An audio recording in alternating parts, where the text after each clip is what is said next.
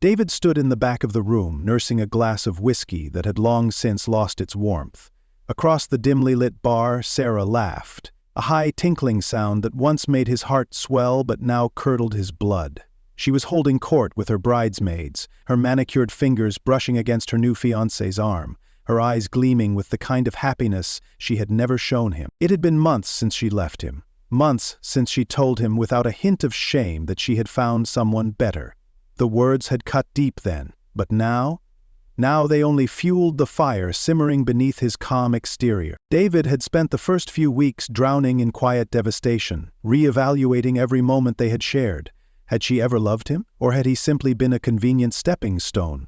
The answer no longer mattered. What mattered was the plan, the one he had spent the last 2 months crafting, refining, perfecting. Sarah thought she had won. She thought she had slipped away, unscathed, leaving behind a man too broken to retaliate. She had no idea who she was dealing with. Tonight was the rehearsal dinner, an opulent gathering of polished guests, glittering chandeliers, and whispered admiration for the bride-to-be. Every detail screamed perfection. It was exactly the kind of fairy tale Sarah had always craved, flawless, enviable, unattainable to anyone but her. David watched as she leaned into James, her new fiancé, pressing a lingering kiss to his cheek as the guests cooed around them. James, wealthy, successful, utterly oblivious, beamed with pride. David smirked. That wouldn't last much longer. Slipping his hand into his jacket pocket, he felt the weight of the small package nestled inside. A plain brown envelope, unassuming to anyone but the man who would soon hold it. Inside was the culmination of David's patience. Screenshots, messages, time-stamped photographs. Proof, undeniable, irrefutable proof of Sarah's infidelity, while she was still with him, and even in the early days of her engagement to James.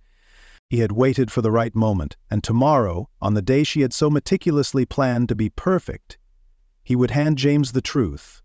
Not with anger, not with theatrics, just quiet, devastating honesty. Because David didn't need to scream to destroy Sarah's world, he just needed to open an envelope. David stepped out into the cool night air, inhaling deeply as the distant hum of the city wrapped around him. The evening had been exhausting, but not for the reasons anyone else might have assumed. Inside that lavish banquet hall, Sarah had floated effortlessly through the night, accepting compliments with practiced grace, her laughter ringing through the air like an elegant performance. She was glowing, radiant in a way that would have once weakened his resolve. But not tonight. David had spent years loving her, years believing she was his partner in life. He had dreamed of his own wedding day with her, had imagined standing beside her, exchanging vows that actually meant something. But she had stripped him of that future, tossing him aside the moment a shinier, wealthier option presented itself. He should have seen it coming. The signs had been there, scattered through their years together like warnings he had been too blind or too trusting to acknowledge. The sudden weekend work trips, the unexplained absences, the way her phone had become an extension of her hand, tilting away from his sight whenever he entered the room. And yet, when she had finally confessed, it had been with an almost chilling indifference. "You're a good guy, David, but James is the kind of man who can actually give me the life I deserve." She hadn't even tried to soften the blow. Now, standing in the crisp night air, David reached into his pocket and pulled out the small envelope once more, running his fingers over its edges. It wasn't thick, just a handful of documents, a few damning photos, and the final piece. An email Sarah had foolishly sent to a friend, gloating about how easily she had maneuvered James into proposing, how much she trusted her, how much she could get out of him once the wedding was over. David had debated for weeks about how to deliver the evidence. Should he send it anonymously? Should he confront her in front of everyone, ensuring the ultimate humiliation? No, that wasn't his style. Sarah thrived on attention, on spectacle. A public exposure would only give her the chance to play the victim, to manipulate the narrative in her favor.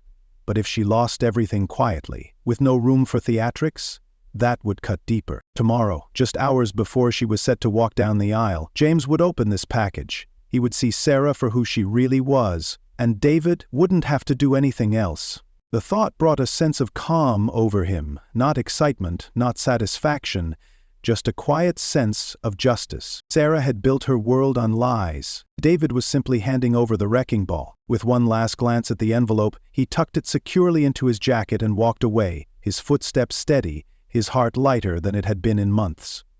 Tomorrow would be a day to remember, but not for the reasons Sarah had planned. David parked his car a block away from James's townhouse, the early morning light casting long shadows across the quiet street. His pulse quickened as he glanced at the rearview mirror, catching a glimpse of his own reflection. He looked calm, even composed, but inside he could feel the tension coiling like a spring. This was the moment he had been waiting for. The package lay on the passenger seat, deceptively innocent in its plain envelope. It felt almost surreal, knowing that everything he had compiled, the evidence of Sarah's betrayal, her scathing words, her detailed plans, was about to set off a chain reaction that would shatter her perfect world. He had spent months piecing it all together, waiting for the right time. And now that the moment was here, a strange sense of clarity settled over him. David picked up the envelope, holding it in his hands for a moment longer, as if weighing the gravity of what he was about to do. There was no turning back after this, no undoing the consequences.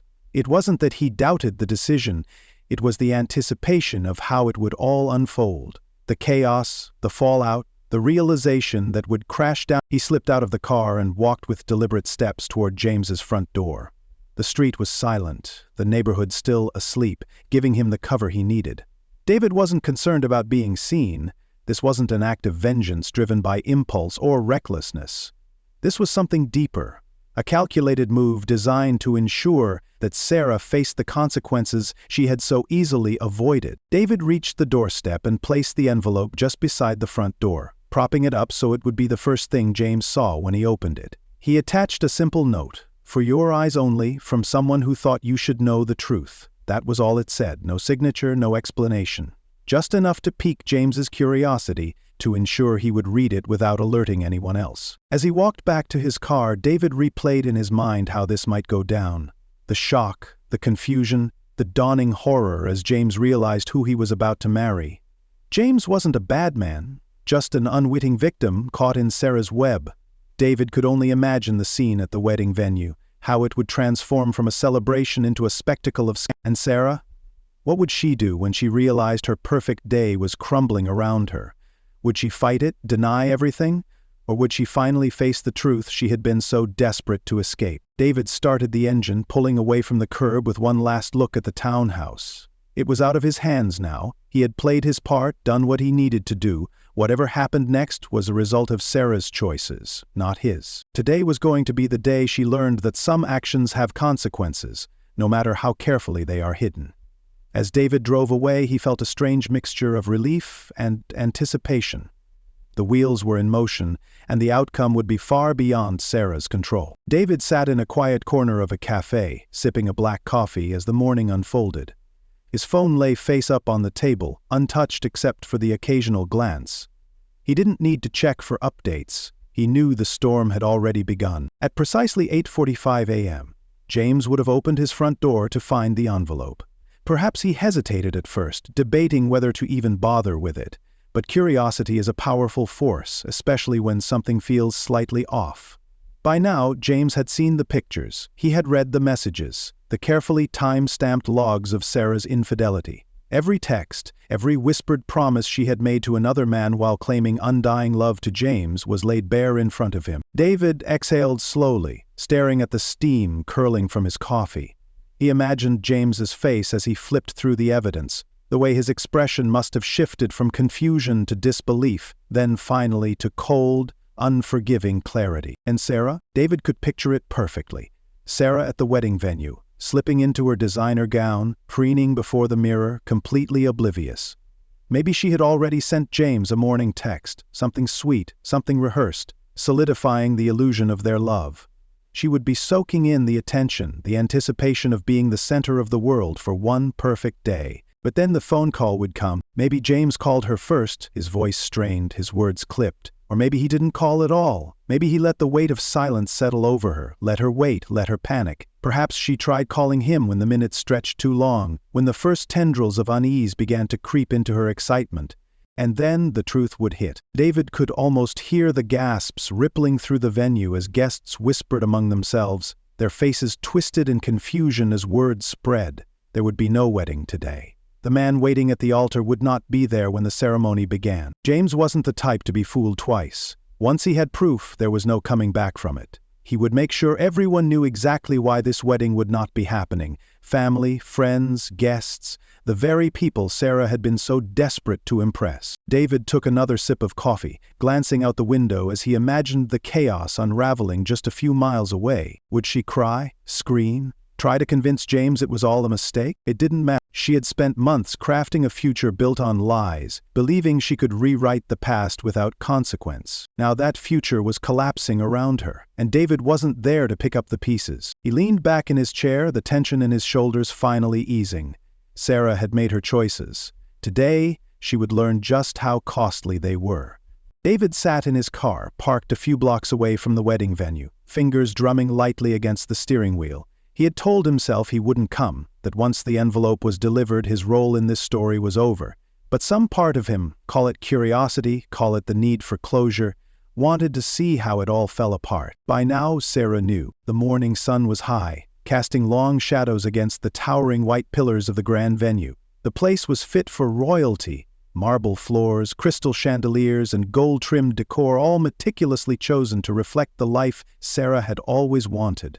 A life built on status, image, and perfection. But today there was no perfection. David watched as frantic movement erupted in the entrance. Bridesmaids rushed in and out, their pastel dresses fluttering as they whispered among themselves. Some clutched their phones, their expressions a mix of confusion and intrigue.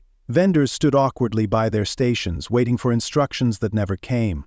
The orchestra, which had been playing soft classical music, had stopped mid-piece, their instruments now sitting untouched. And then, there she was, Sarah. She burst through the entrance, still wearing her wedding dress, the intricate lace and delicate pearls now tainted by the sheer panic on her face. Her perfect blonde curls were slightly disheveled, her veil askew, her hands gripping the folds of her dress as if holding it together would somehow stop her life from unraveling. David could almost hear the desperate edge in her voice as she clutched her phone, likely calling James over and over, her frustration mounting with every unanswered ring. James was gone. He hadn't shown up, hadn't given her the chance to explain, to spin her web of lies one last time. He had simply vanished from the altar, leaving her to drown in the mess she had created. And from the looks of it, she had no idea how to regain control. David smirked to himself. That was the difference between the two of them. He had planned, calculated, ensured that everything fell into place with quiet precision. But Sarah? She had always relied on charm, manipulation, and the belief that she could talk her way out of anything. Not today. A car pulled up to the curb and a familiar figure stepped out.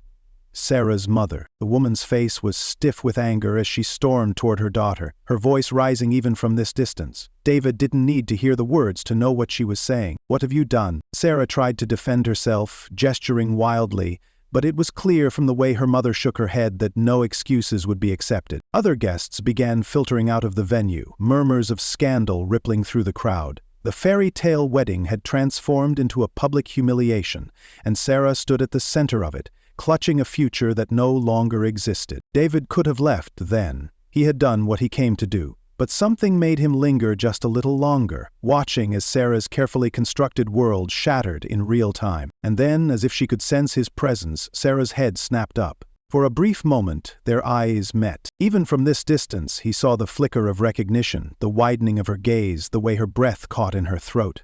It wasn't just shock. It was realization. "You did this." David simply offered the faintest of smirks before putting his car into gear. He didn't need to stay to hear her protests, her denials, her desperate attempts to salvage what was left. That wasn't his burden to bear anymore. As he drove away, the weight that had sat so heavily on his chest for months finally lifted. Sarah had made her choice, and now she would have to live with it.